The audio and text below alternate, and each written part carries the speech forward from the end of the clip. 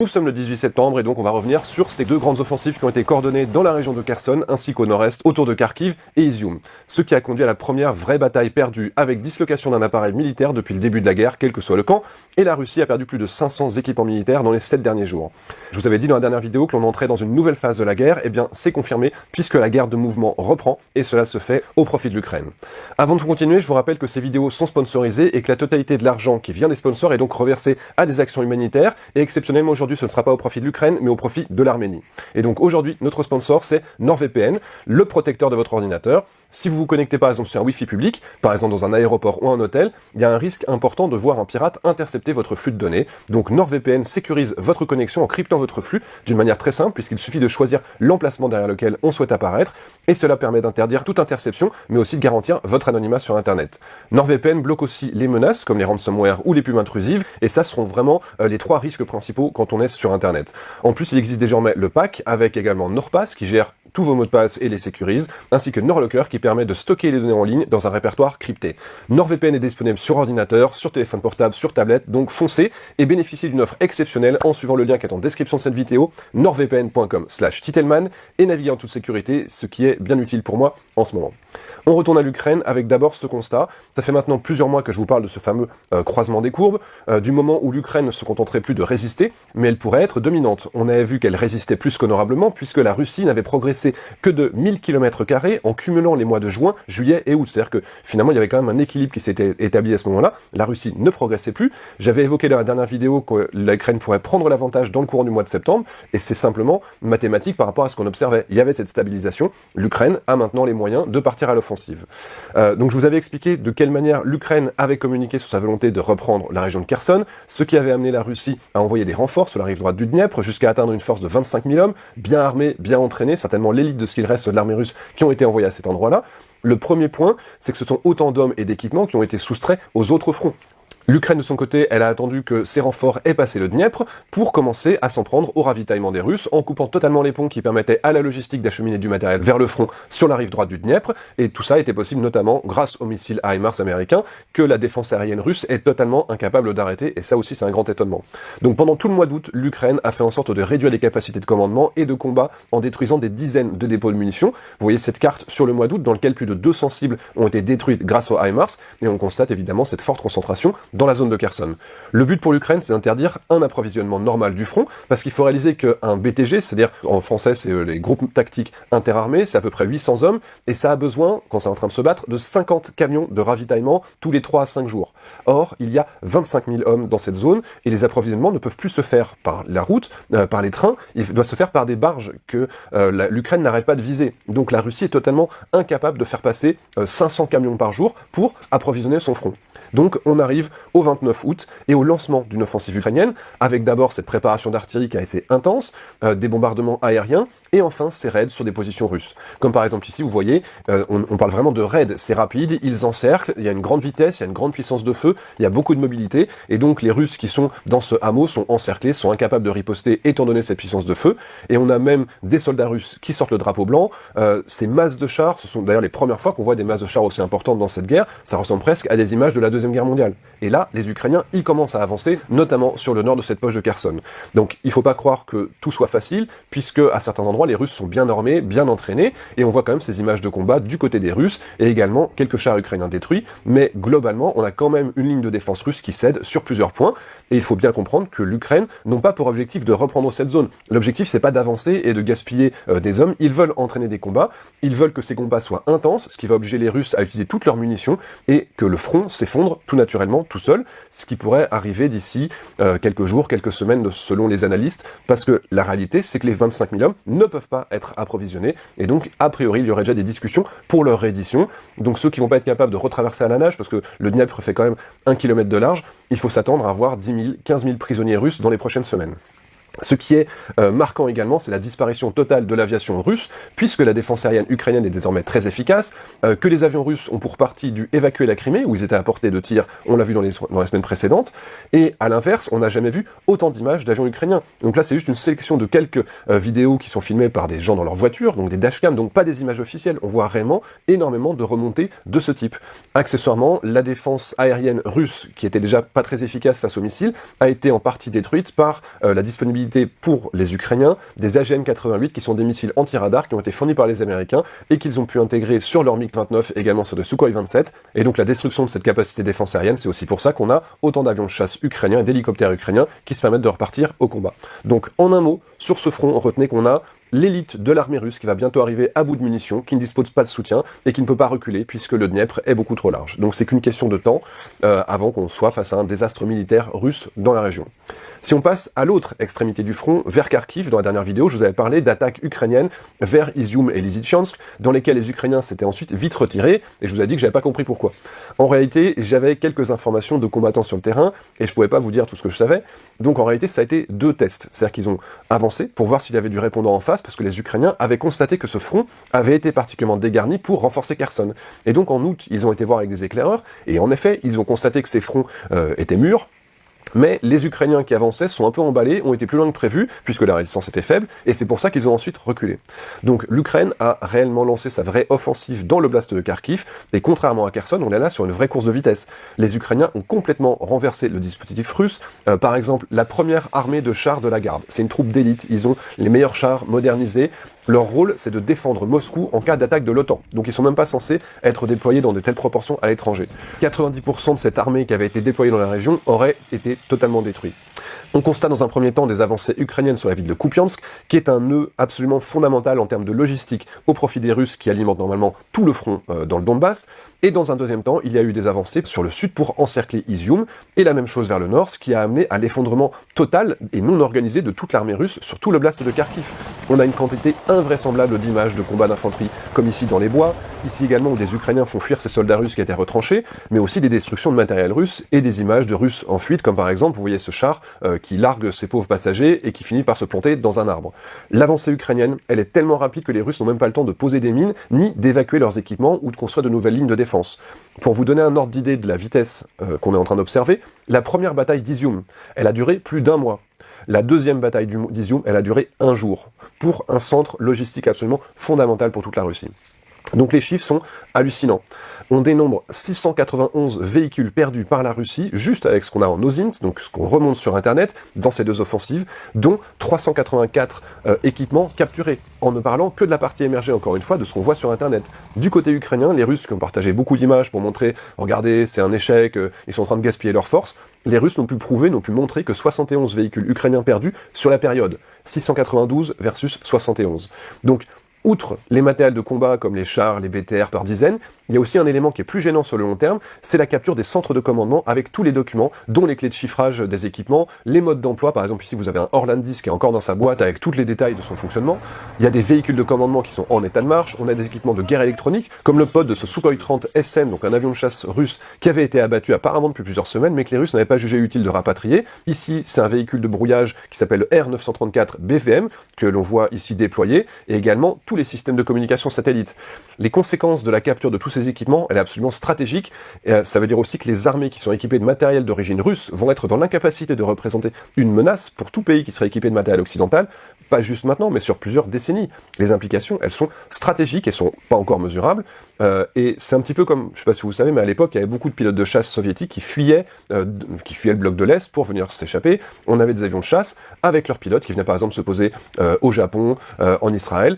Et c'était aussi ça qui expliquait la supériorité du bloc occidental en termes aéronautiques sur les avions soviétiques. Et on l'a vu, l'Inde face au Pakistan, l'Iran face à l'Irak, l'Israël face à l'Égypte. Systématiquement, quand vous aviez des avions de chasse occidentaux face à des avions de chasse soviétiques, c'était toujours les occidentaux qui gagnaient.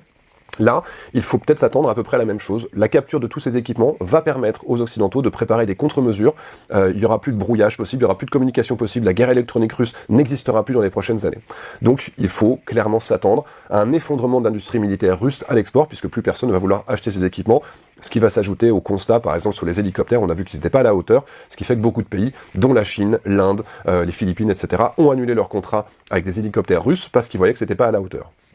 Les conséquences de ces offensives ukrainiennes autour de Kharkiv, c'est l'abandon complet de l'oblast de Kharkiv, avec probablement plus de 8000 km² qui ont été repris, mais aussi la capture de milliers de prisonniers de guerre pour l'Ukraine, qui ne savent pas aujourd'hui comment les gérer, puisque le pays n'a pas les infrastructures pour un tel nombre de prisonniers, et on parle probablement de plus de 2000 hommes dans la zone. À l'heure où je vous parle, les Ukrainiens ont atteint la rivière Oskil et on est plutôt sur une période de nettoyage des poches de résistance puisqu'il y a des Russes qui sont cachés dans les bois. Donc il n'y a plus de progression aussi rapide maintenant depuis une bonne semaine puisqu'il faut simplement également se réorganiser. Vous voyez par exemple ici un tank modifié pour déminer et également pour permettre à la logistique de suivre jusqu'au front parce que si les Ukrainiens avaient avancé trop vite, la logistique ne les suivait pas. Un petit peu comme ce qu'on a vu tout au début de la guerre du côté des Russes. Donc on souligne également un soutien aérien avec des hélicoptères et des avions avec ces images incroyables partagées par l'armée ukrainienne sur des Mi-8 et Mi-17 qui volent au ras des pâquerettes et font toujours ces tirs en cloche, dont on peut toujours questionner la pertinence, mais en tout cas, c'est une pratique totalement partagée par toutes les armées dans la région. Encore une fois, à quoi ça sert d'avoir des Kamov 52 ultra modernes pour finir par faire des tirs en cloche qu'on peut très bien faire avec un hélicoptère soviétique? Grand problème de munitions précision du côté russe.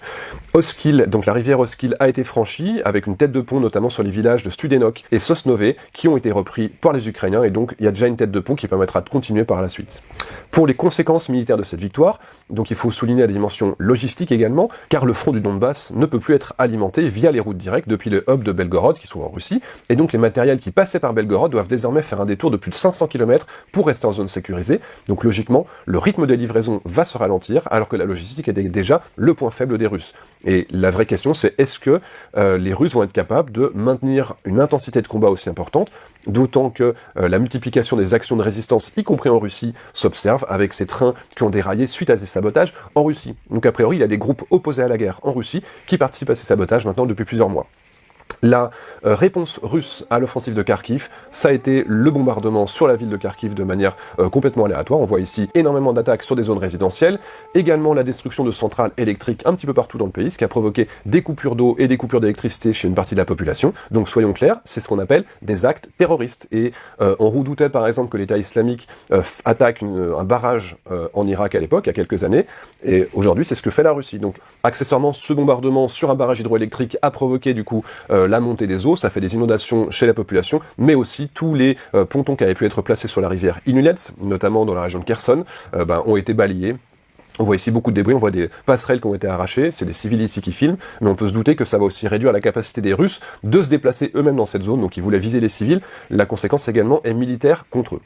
Dans leur vengeance, les Russes ont aussi voulu tirer un troisième missile hypersonique Kinzhal, mais celui-ci s'est finalement écrasé tout seul en Russie, et c'est un petit peu dommage parce que c'est, pour le coup, le seul équipement russe qu'on avait considéré comme nouveau, efficace dans cette guerre, même s'il n'était pas très pertinent pour taper des cibles non stratégiques comme des dépôts de carburant.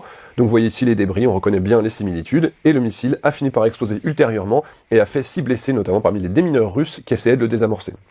Pour les prochaines semaines, on peut penser qu'il n'y aura plus d'offensive ukrainienne d'une telle ampleur. Par contre, on s'étonne de ne pas voir arriver de renforts russes en nombre, puisqu'il y avait cette première ligne qui a été totalement balayée, et il n'y avait pas de deuxième ligne de défense puissante qui était derrière, et on n'a pas l'impression que ça se regroupe pour être capable de bloquer une future offensive, éventuellement dans la même zone, de la part des Ukrainiens. Si on va plus au sud, toujours dans l'oblast de Donetsk, l'Ukraine est également l'initiative de plusieurs assauts qui restent de la même ampleur que ce qu'on observait depuis 2 à 3 mois. Ça a bien avancé par exemple vers Liman, où les combats se poursuivent. Ils ont libéré Yampil. Ça a avancé également vers Lysychansk, mais on ne peut pas parler d'un assaut massif qui permet d'avancer sur plusieurs dizaines de kilomètres, comme ça a été le cas à Kharkiv. On note quand même ici aussi une intensification de la présence des chasseurs. On voit ici par exemple un chasseur ukrainien qui se trouve en première ligne, donc certainement que la défense aérienne russe a été passablement amoindrie. On note aussi des cas de reddition de soldats russes sans combat à des unités qui sont moins nombreuses qu'eux, comme on le voit sur ces images. Encore plus au sud, on a des combats autour de l'aéroport de Donetsk, qui est réellement un symbole, puisque il y a eu des combats sur cet aéroport pendant toute l'année 2014. C'est là qu'il y avait eu la première violation des accords de Minsk, et je vous rappelle que ces violations avaient été conduites par les séparatistes eux-mêmes, et ça avait abouti à la prise de l'aéroport par les rebelles en janvier 2015. Donc aujourd'hui, si les Ukrainiens reprenaient cette zone, évidemment, ce serait plus qu'un symbole, puisqu'ils reviendraient au-delà des limites qui sont bloquées depuis 2014. On verra si les avancées reprennent dans les semaines qui viennent, mais la prise complète du Donbass à la mi-septembre qui a été exigée par Poutine, clairement, c'est raté. L'autre point également à souligner, c'est qu'une toute petite partie de l'oblast de Luhansk est de nouveau aux mains des Ukrainiens, et donc il n'y a plus aucun oblast de l'Ukraine qui soit totalement aux mains des Russes aujourd'hui. Un petit point matériel, on est content de voir que Poutine déclare qu'il n'y a aucune perte en Ukraine, donc on est rassuré. Sinon, dans le retour à la réalité, on voit toujours autant de renforts de matériel qui sont vieux, non modernisés. Ici, la première génération de chars T-90. Ici, on voit même des colonnes de Tchétchènes qui n'ont même pas de véhicules militaires, c'est-à-dire qu'ils partent faire la guerre militaires, en voitures civiles. On a aussi les premières captures de chars T-62 non modernisés, c'est-à-dire que c'est réellement des chars des années 50 qui ont été produits à partir de 1960, mais on a vraiment, du côté russe, des équipements d'il y a 60 ans qui remplacent les pertes des matériels de meilleure qualité qui ont été détruits depuis le début de la guerre. La nouveauté côté russe, ce serait l'apparition des drones iraniens. Certains ont été détruits, mais du coup on a aussi des images en vol, et on voit que ce sont des images qui sont plutôt de bonne qualité. L'optique a l'air en tout cas meilleure que celle qu'on avait avec les drones russes, notamment le Orlan 10. Pour l'Ukraine, il n'y a pas vraiment de grosses nouveautés, à part des véhicules amphibies finlandais, ainsi que 50 MRAP Dingo, c'est-à-dire des équipements qui peuvent résister aux mines. Et vous pouvez facilement comprendre l'intérêt de ce type de véhicules amphibies et anti-mines dans les prochaines phases de la guerre, qui va certainement revenir, une guerre de mouvement. Du côté des livraisons, ça continue, à un rythme qui est toujours aussi soutenu, donc la montée en puissance de l'Ukraine continue à s'accélérer, d'autant qu'avec les stocks de munitions récupérés dans la région de Izium, ils vont pouvoir réarmer le matériel d'origine soviétique et russe pour lesquels parfois on avait une crainte de manquer de munitions. Maintenant, si on essaie d'avoir une vision avec des perspectives à plus long terme, donc Kharkiv, ça a été la première vraie défaite militaire pour une puissance militaire majeure dans une bataille depuis des décennies. La Russie ne pourra pas compenser les pertes qu'elle a eues du côté d'Izium, comme elle n'avait pas réussi à compenser les pertes dans le nord quand elle s'était retirée de cette zone et qu'on avait découvert des centaines et des centaines de chars détruits. Je vous le dis depuis le mois d'avril, la guerre n'est pas soutenable pour la Russie. C'est-à-dire que le niveau de perte nécessaire pour avancer est trop élevé pour continuer longtemps, et on sait depuis plusieurs mois qu'elle n'arrivera pas à atteindre ses objectifs, y compris sur le Donbass, car elle n'a pas assez d'hommes et de matériel à sacrifier dans des offensives qui sont toujours moins efficaces. Je vous renvoie vers ma vidéo réalisée début septembre. Je vous parle depuis avril du croisement des courbes, qui est la représentation du potentiel militaire des deux belligérants. C'est-à-dire les Russes remplacent leurs pertes par des troupes moins bien formées, moins nombreuses, et ils remplacent ces équipements perdus, soit ils sont non remplacés, soit ils sont remplacés par des équipements dépassés. À l'inverse, on voit les premiers résultats des levées en masse de l'Ukraine qui ont eu lieu à partir du mois de mars. Il y a des centaines de milliers de soldats. Ils sont bien entraînés, ils sont bien équipés, ils arrivent au front, ils ont du matériel qui provient de leurs alliés, qui est infiniment plus efficace que ce dont disposait l'Ukraine au début de la guerre, sans compter les nombreuses captures de matériel russe. Donc entre ce potentiel militaire russe qui finit par baisser, le potentiel militaire ukrainien qui ne fait que monter, ça s'est croisé en juin, juillet, août, c'est pour ça qu'il y a eu cette stagnation du front. Maintenant, l'Ukraine a l'avantage. Et cet avantage ne va faire que s'écarter avec la multiplication des défaites, comme celle de Kharkiv, comme celle de Kherson qui va arriver d'ici quelques semaines. La Russie a perdu l'initiative dans cette guerre. Le plus étonnant, c'est qu'elle n'a même pas été capable d'identifier la préparation de cette offensive ukrainienne qui était massive, avec des milliers d'hommes qui étaient en train de se masser au même endroit pour attaquer. Donc, est-ce qu'ils ont des problèmes de renseignement? Est-ce qu'ils n'ont plus de satellites efficaces? Est-ce qu'ils n'ont plus les hommes nécessaires pour simplement se défendre? Et très clairement, le potentiel offensif de l'armée russe est aujourd'hui quasiment nul, au moins pour les 6 prochains mois. Donc, elle se doit de rester en position défensive, d'autant qu'on peut constater quand même que des troupes d'élite n'ont pas réussi à tenir le choc de l'offensive ukrainienne du côté de Kharkiv-Izium.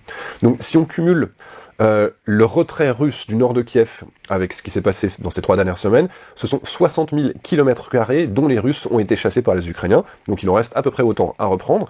Et si vous demandez quelle est la solution pour la Russie aujourd'hui, eh bien la réponse est simple, militairement, il n'y en a pas. Sur le niveau humain, même si aujourd'hui il y avait une mobilisation générale, elle ne donnerait pas de résultat avant au mieux le premier trimestre 2023, et les militaires russes qui auraient reçu une formation seraient très inférieurs à la formation massive que par exemple les Ukrainiens reçoivent de tous leurs alliés en Europe. En Grande-Bretagne, il y a énormément des milliers et des milliers de soldats qui sont en train d'être formés à nos standards, avec des équipements largement supérieurs à ce que pourraient espérer recevoir les Russes, dont on a vu, encore une fois, des fusils de 1943 directement utilisés par eux sur le terrain. La Russie, elle ne peut compter sur personne. Il n'y a aucun allié sérieux qui va vouloir gaspiller des troupes ou du matériel dans une guerre qui est très clairement perdue. Donc, je vois beaucoup de commentaires sous les précédentes vidéos qui me parlent, oui, vous inquiétez pas, le général Hiver, il va venir aider les Russes. Mais le général Hiver, c'est favorable à celui qui est en défense. C'était bon pour les Russes quand Napoléon ou Hitler ont voulu les envahir. Là, ce sont les Ukrainiens qui se défendent. L'hiver sera plus dur pour ceux qui ont des lignes d'approvisionnement qui sont plus longues. Donc, ce sera dur pour les soldats russes, encore pire pour les soldats russes que pour les soldats ukrainiens. Et donc, voici quelques images exclusives qui sont envoyées par des connaissances que j'ai sur le front, dans la région d'Izium, quand vous voyez dans quelles conditions les Russes vivaient en Ukraine alors que la logistique était censée être efficace, vous pouvez être convaincu qu'ils craqueront bien plus vite que les Ukrainiens, surtout qu'ils ont aujourd'hui le moral dans les chaussettes. La question aujourd'hui, c'est donc de savoir si la progression de l'Ukraine va se faire lentement ou s'il va y avoir des grandes offensives. Il y a des rumeurs, par exemple, dans le sud, vers Vuhledar, vers Melitopol également, et pourquoi pas les deux à la fois pour créer un chaudron dans lequel tous les Russes qui sont au milieu se retrouveraient coincés. Il y a beaucoup, en tout cas, de scénarios dans ce sens-là qui sont aujourd'hui analysés On verra lesquels sont crédibles. Pour cette vidéo, je remercie également Antoine qui a fait ces cartes. Vous voyez qu'elles sont originales et qu'elles sont absolument magnifiques. Donc, je vous mettrai toutes ces coordonnées en description de cette vidéo. Et toujours Gaëtan d'Erecosmos pour toutes ces analyses, l'équipe Discord pour sa contribution sur la veille, et NordVPN qui protège votre connexion Internet et qui permet d'aider des ONG. Je vous remercie aussi d'être toujours aussi nombreux et je vous dis à très bientôt pour une nouvelle vidéo.